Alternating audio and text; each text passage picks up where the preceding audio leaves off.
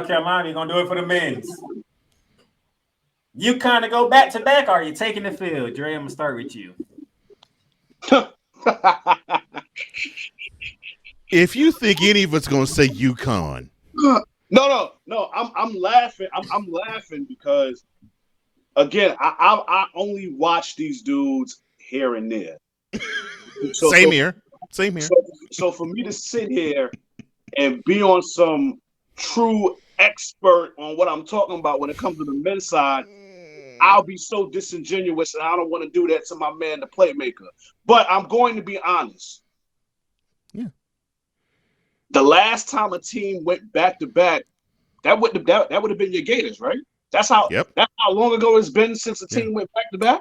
Almost 20 years ago. Yeah. Yep. I don't see that happening. Now, as far as who I think is going to win it, that I don't know, but I don't believe Connecticut will. I don't see them going back to back. I do see them making noise. I do see them probably getting to the Final Four, but as far as them going back to back and spinning the block, I don't see that happening. That's just hard to do. It's the reason why it's been 20-something years or almost 20-something years that's happened. It's a reason. It's hard. It's hard to go back to back. And if you can get shit beat down your leg by Creighton, there's no reason for me to expect you to go back to back. See, it's one thing to lose. It's another thing to get your ass spanked. So being that they got their ass spanked against Creighton, I really don't have no faith that they'll go back to back. Now, if they lost by 2 points, then maybe we talking about something. You got your asses beat. You got shit beat down your leg. There's no way in the world I expect y'all to go back to back. No. Go ahead, Cole. Oh, it's hard out here for a PM. The mother effing field. I mean, come on. Look, UConn was hot garbage last year in the regular season. They had to catch fire in the Big East tournament, and then they decided to boat race everybody once they got into the tournament. So we're not talking about a team that was like South Carolina this year, that was just beating everybody down to a pulp all throughout the season. So all right, fine, I'll say it this way. They lucked their way into a position to win the chip last year. This year, yes, they have been number one ranked for a minute. They would probably number 2 or 3 probably now next week. But there isn't anything of UConn that says to me, all right, I think they can put it on any team in the field, any team. Doesn't matter who they play. No. Because I really believe their squads. You probably could put Purdue up there. You probably could put U of H up there. And you could probably put other teams up there where they actually will get a shot and say, okay, I believe on any given whatever time they play on the court, they actually get beaten on UConn, and they don't have to do 14 to 28 from 3. So I will put this as bluntly but as sweetly as possible.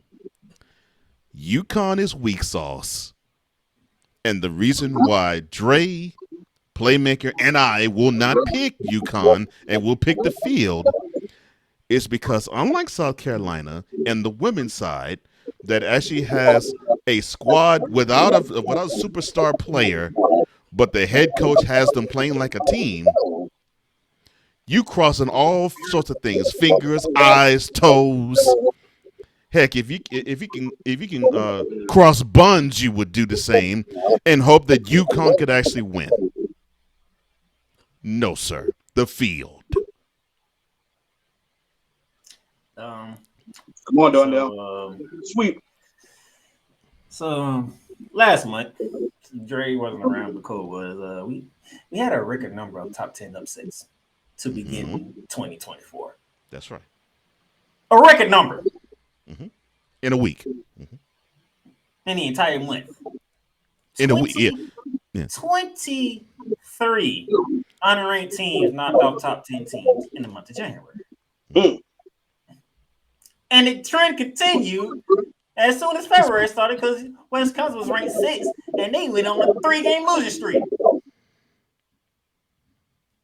And the trend still continues. We just saw Purdue got upset. It was second in the country. We just thought about what Creighton did, the number 1 in the country. And I said it. This might be the most fun March Madness on the men's side in quite some time because guess what? There's gonna be no perfect brackets. Because anybody can got this year. Yeah, no perfect brackets in the men's game. I 100% agree with you. So guess what? It's never been a perfect bracket in the men's. Never. And I'm saying it's never gonna be one this year because everybody can get caught. And there ain't gonna be a dominant one neither. Everybody can get caught. So yeah, there's no star power on the men's side. But when it gets to Mars, it gets interesting because now everybody gonna really try to vie for a perfect bracket because now they know I can pick whatever and I actually have a chance of winning. This is not to cut your wisdom. This is probably the time that I really do watch men's college basketball. Like I don't watch it all season long, Same. but conference tournament time and March Madness, that's when I tune in. Same. The girls, on the other hand, that's all year. That's all season. But for the guys, when the conference tournament starts, that's when I tune in to them. So I'm taking the field because I have no idea who's winning. I have no clue. Ain't no lies been told. I actually have no idea. I'm watching UConn getting drugged. Purdue want to get beat every now and then. Wisconsin, they started off good and now on a little straight. We don't know what the heck happened to Auburn in one game. Then they blow somebody else out in the other. Kansas is supposed to be running the Big 12, and then because they smash Houston, and all of a sudden they get dropped by Texas they Tech. feel great. Yeah, they feel great. And Texas Tech gives them the business. Yeah. Houston gets beat by Kansas, then they want to beat up on UCF. Right. It's crazy. This is a crazy year. But I'm here for it. Because I have no idea who's winning.